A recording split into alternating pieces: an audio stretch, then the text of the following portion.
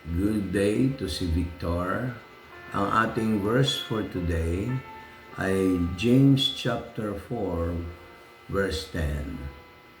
Humble yourselves in the sight of the Lord, and He shall lift you up.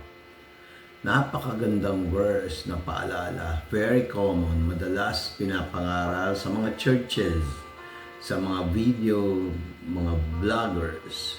Sabi niya, pakababa kayo sa paningin ng Panginoon at Kanyang itataas kayo. Ngayong umaga, let us ask God to guide us so that we will know what to do. Isa sa sample ng kababaang loob ay pakinggan niyo to.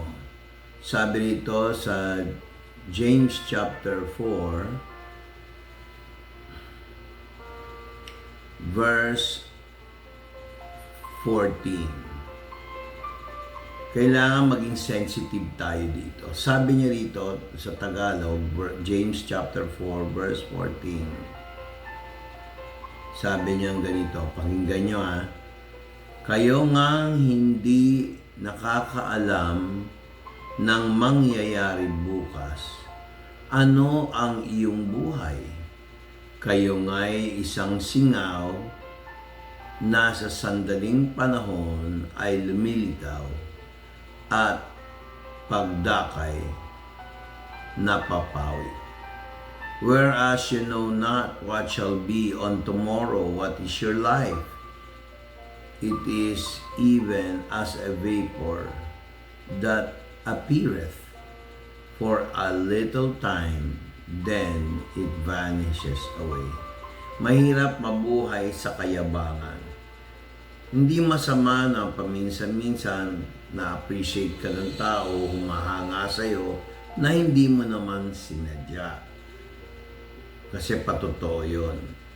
Pero most of the time, if you expect na pupurihin ka nila, ay iba na yon. Hindi ka naman artista, hindi mo naman trabaho yan. Tapos gusto mo magpasikat, mahirap yan mga kapatid. Ito ay warning sa atin. Ang recommendation ni Santiago o si James sa verse 15, sabi niya, for that you ought to say, if the Lord will, we shall live, or do this, or do that. Sapagkat ang dapat ninyong sabihin ay kung loloobin ng Panginoon ay mga bubuhay kami at gagawin namin ito at yaon. Maraming nagawa ang Lord sa aking buhay. Madalas pag nagdedesisyon ako, padalos-dalos dati, ganun ako.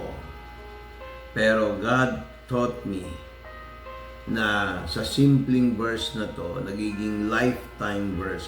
Ano ibig sabihin ko ng lifetime verse? Pag pinamuhay nyo to, magiging practical. Ang ating reference, gusto ko lang po ulitin, James chapter 4 verse 13, verse 10, at saka verse 13 to 15. Yan po ang mga reference. Ulitin ko.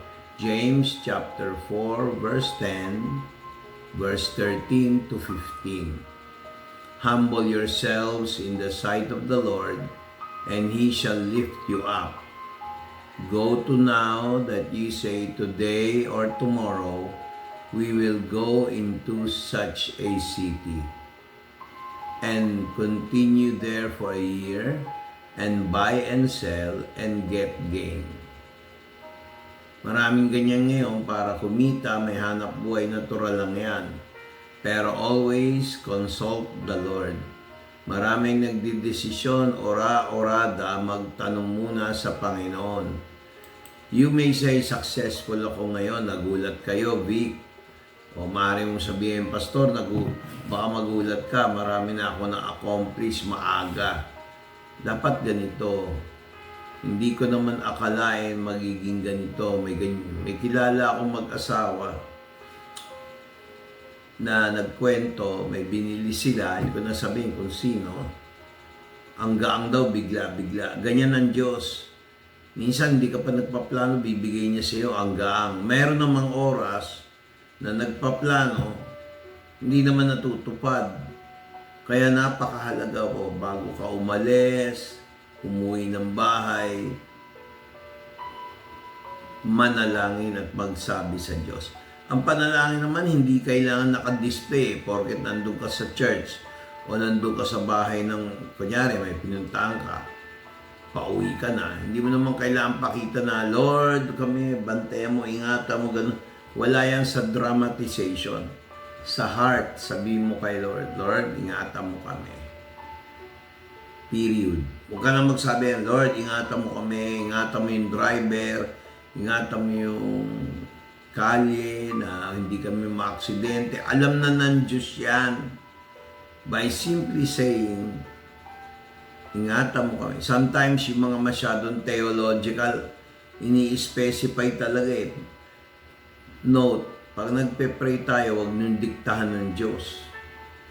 Pakiusapan natin ng Diyos. Minsan ganyan tayo. Kaya pag nagpe-pray ka, ang tagal. Ang one sensitive issue pag nagpe-pray tayo, we have to have faith.